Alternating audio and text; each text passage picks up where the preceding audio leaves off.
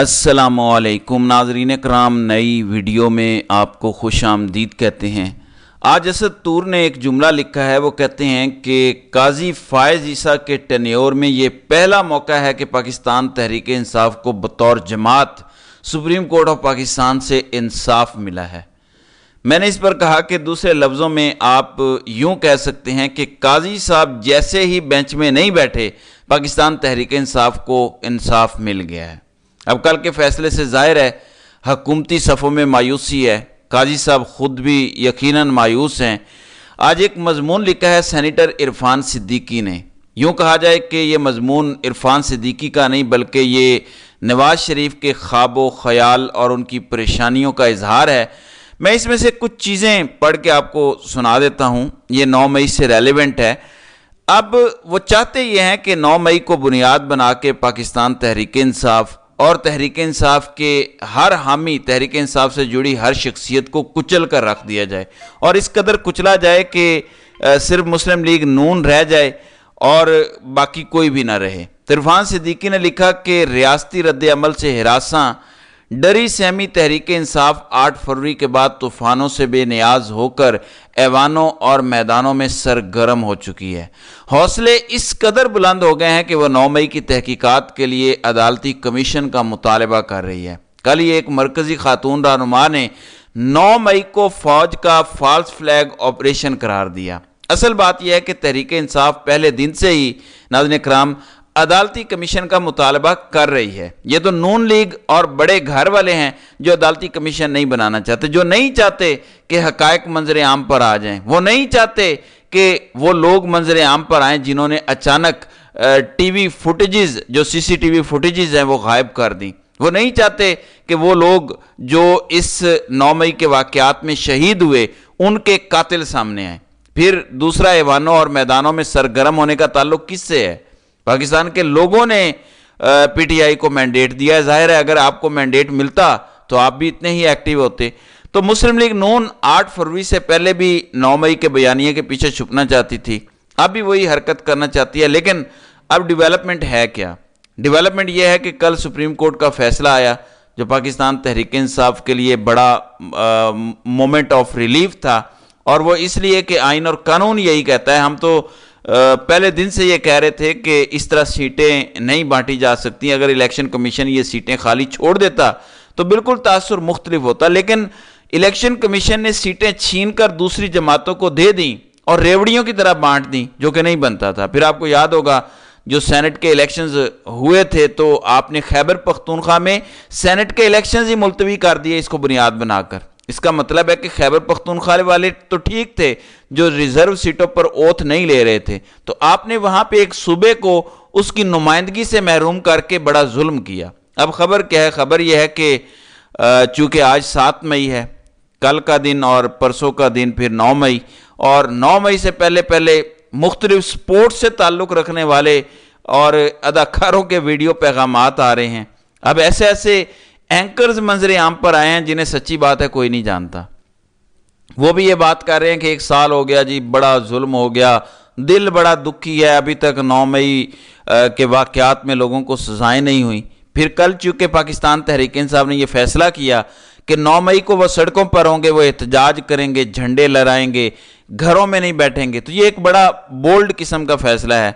تو آج خبر یہ ہے کہ آج دوپہر پنڈی سے پریس کانفرنس ہونے والی ہے، یا امکان ہے کہ یہ پریس کانفرنس ہو سکتی ہے۔ مختلف صحافی یا مختلف ذرائع اس حوالے سے بات کر رہے ہیں۔ آپ کو یاد ہوگا اس سے پہلے ارشد شریف کی شہادت پر بھی 2 سپوت پریس کانفرنس کرنے آئے تھے۔ اس سے پہلے عمران خان کی حکومت ختم ہونے پر بھی پریس کانفرنس کی گئی۔ تو پنڈی سے پریس کانفرنس کا مطلب یہ ہے کہ جی ایچ کیو سے پریس کانفرنس ہونا، یا دوسرے لفظوں میں D G I S P R کا پریس کانفرنس کرنا۔ موجودہ صورتحال بالخصوص جب 9 مئی سر پر ہو تو اس سے 1 یا 2 دن پہلے یہ پریس کانفرنس بھی خاصی سننے والی ہوگی کہ اس میں کس طرح کی گفتگو کی جاتی ہے اور بڑے گھر والے کس طرح کا بیانیہ بنانے کی کوشش کرتے ہیں، اس میں کیا باتیں ہوتی ہیں، اور آیا یہ 9 مئی سے ریلیونٹ ہوتی بھی ہے یا نہیں، یا کسی دوسرے معاملے سے متعلق ہے۔ لیکن یہ اطلاع ضرور ہے کہ آج پریس کانفرنس کا امکان موجود ہے۔ آج اگر یہ پریس کانفرنس ہوگی تو اس پریس کانفرنس میں کیا صورتحال بنتی ہے یہ بھی دیکھنے والی ہوگی۔ اب اگر پنڈی سے یہ معاملہ آئے گا تو دوسرا ظاہر ہے اس وقت عدالتوں میں ہے اور سب جانتے ہیں کہ عدالتیں ڈٹ کر کھڑی ہیں۔ ایک جانب جسٹس بابر ستار والا معاملہ ہے جس سے متعلق میں پچھلی ویڈیو میں تفصیلاً ذکر کر چکا ہوں۔ آج غالباً توہین عدالت والا یہ معاملہ بھی ٹیک اپ ہو جائے گا۔ یہ پہلا موقع ہوگا جب سرکاری اداروں کے خلاف اس طرح سے کوئی کورٹ ایکشن لے گی۔ اس کی وجہ یہ ہے کہ جب ججز کی آخری سماعت ہوئی تھی از خود نوٹس والی، تو اس میں جسٹس اطہر من اللہ بار بار ایک بات کہہ رہے تھے کہ جسٹس بابر ستار کا ڈیٹا لیک ہوا ہے اور اس ڈیٹے کا کسی عام آدمی تک رسائی کا تعلق نہیں ہے۔ وہ ڈیٹا وہ ہے جہاں پہ صرف اور صرف سرکاری اداروں کو رسائی حاصل ہوتی ہے۔ پھر 6 رکنی لارجر بینچ سماعت تو کرے گا، لیکن آپ حیران اس بات پر ہوں گے کہ جو پہلی اپریل میں سماعت ہوئی تھی سوموٹو کی، اس کا مئی میں تحریری حکم نامہ آیا، اور جو گزشتہ 30 اپریل کو سماعت ہوئی، آج 7 مئی ہو گئی ہے اور ایک ہفتہ گزر چکا ہے، لیکن ابھی تک اس سماعت کا تحریری حکم نامہ قاضی صاحب جس بینچ کی سربراہی کر رہے ہیں اس کا جاری نہیں ہوا۔ بتایا گیا ہے کہ وفاقی حکومت نے جواب جمع کرانا تھا اور انہوں نے جواب بھی اس لیے جمع نہیں کرایا کہ اس کا ریٹن آرڈر نہیں آیا۔ پچھلا تحریری حکم نامہ بھی آپ نے جمع کراتے کراتے پورا 1 مہینہ گزار دیا۔ اب آپ کو اگر 1 ہفتہ گزر گیا ہے تو یہ دیکھنے والی بات ہے کہ آخر یہ 6 ججز والا معاملہ ڈیلے کیوں کیا جا رہا ہے، اور سپریم کورٹ میں خاص طور پر قاضی صاحب اس سے کیا گین کرنا چاہتے ہیں۔ آپ ججز کے مسکرانے والی تصویریں جاری کر کے سب اچھا ہے کہ رپورٹ تو نہیں دے سکتے۔ پھر اسلام آباد ہائی کورٹ میں کل 190 ملین پاؤنڈ کیس کی سماعت لگی ہوئی تھی۔ عمران خان کی ضمانت کا کیس تھا۔ جب لطیف کھوسا آئے تو جج صاحب نے کہا کہ پرسوں سماعت کے لیے مقرر کر دیتے ہیں، میری طبیعت ٹھیک نہیں ہے اور میں آج بھی بیٹھا ہوا ہوں تو مجھے اچھا محسوس نہیں ہو رہا۔ تو آج ایک بار پھر جسٹس عامر فاروق کے تمام کیسز کی کاز لسٹ اسلام آباد ہائی کورٹ میں منسوخ کر دی گئی ہے اور چیف جسٹس عامر فاروق چیمبر ورک کریں گے۔ اس کے علاوہ آج ان کی پروسیکیوشن ڈپارٹمنٹ اور جیل اصلاحات سے متعلق میٹنگ بھی شیڈیولڈ ہے۔ پھر جسٹس عامر فاروق اور جسٹس اورنگ زیب پر مشتمل خصوصی بینچ کی کاز لسٹ بھی منسوخ کر دی گئی ہے۔ ڈی سی اسلام آباد اور باقیوں کے خلاف جو ان کو سزائیں ہوئی تھیں 1 مارچ کو اور پھر 17 مارچ کو وہ معطل ہو گئیں۔ اس کے بعد 7 مئی کو اس کی سماعت تھی جو کہ آج نہیں ہو سکے گی۔ ان کا کیس بھی دوسرے لفظوں میں ڈی لسٹ کر دیا گیا ہے، تو وہ معاملہ بھی پینڈنگ ہو گیا۔ بہرحال کچھ عدالتیں بہتر ایکٹیو ہوئی ہیں اور اپنا رنگ دکھا رہی ہیں۔ دیکھیں، جب آپ کسی کو دیوار سے لگائیں گے اور جب پتا ہو کہ میرے پاس اور کوئی آپشن نہیں بچنے کا تو آپ پلٹ کر کچھ نہ کچھ تو کرتے ہیں۔ تو عدالتوں نے بھی ایسا ہی ریئیکٹ کیا ہے جب سرکاری اداروں نے ظلم کی اور دھونس دھمکی کی انتہا کر دی۔ پھر خیبر پختونخوا اسمبلی نے ایک چھکا لگایا ہے۔ ایک جانب پنجاب اسمبلی کا اجلاس غالباً 9 مئی کو بلایا جائے گا، قومی اسمبلی کا اجلاس بھی بلایا جائے گا۔ اب خیبر پختونخوا والے اس لیے اجلاس نہیں بلا رہے تھے کیونکہ وہاں ریزرو سیٹوں کا معاملہ تھا تو وہ اوت نہیں لینا چاہتے تھے۔ اب اس سلسلے میں خیبر پختونخوا نے بھی اسمبلی کا اجلاس بلانے کا فیصلہ کر لیا ہے۔ دیکھیں، اگر خیبر پختونخوا اسمبلی کا اجلاس ہو اور وہاں 9 مئی سے متعلق کوئی چیز آ جائے، پھر الیکشن اور الیکشن کمیشن سے متعلق کوئی قرارداد آ جائے تو پھر کیا ہوگا؟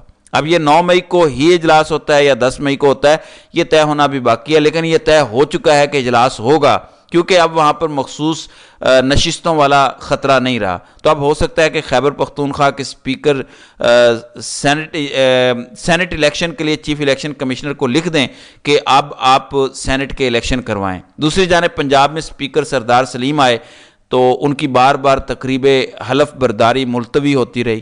اس پر پیپلز پارٹی کے ذرائع کا کہنا ہے کہ موجودہ گورنر بلیغ الرحمان سعودی عرب گئے ہوئے ہیں، ان کی موجودگی میں تقریب حلف برداری ہوگی، ان کی غیر موجودگی میں اچھا تاثر نہیں جائے گا۔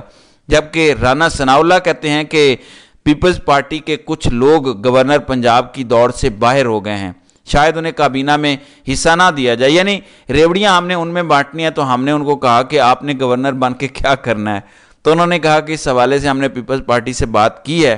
تو بلاول صاحب نے کہا کہ پیپلز پارٹی اس کو ڈسکس کر کے آپ کو بتائے گی۔ پھر رانا ثناءاللہ ایک لطیفہ سنا رہے تھے، وہ کہتے ہیں کہ آپ کس طرح کہہ سکتے ہیں کہ عوام نے پی ٹی آئی کو ووٹ دیا، پی ٹی آئی تو الیکشن میں شامل ہی نہیں تھی۔ بالکل ٹھیک ہے، سارا ووٹ تو نواز شریف اور مسلم لیگ نون کو پڑا ہے، چلیں آپ خوش ہوں اور اسی خوش فہمی میں جیتے رہیں۔ تو دیکھتے ہیں کہ آئندہ آنے والے دنوں میں مزید اس حوالے سے کیا ہوتا ہے، خاص طور پر جسٹس بابر ستار کا جو کیس توہین عدالت والا لگنے جا رہا ہے وہ انتہائی امپورٹنٹ ہوگا۔ تو ناظرین کرام، آپ کی اس ویڈیو کے حوالے سے کیا رائے ہے؟ آپ اپنی رائے کا اظہار کامنٹ سیکشن میں ضرور کیجیے گا۔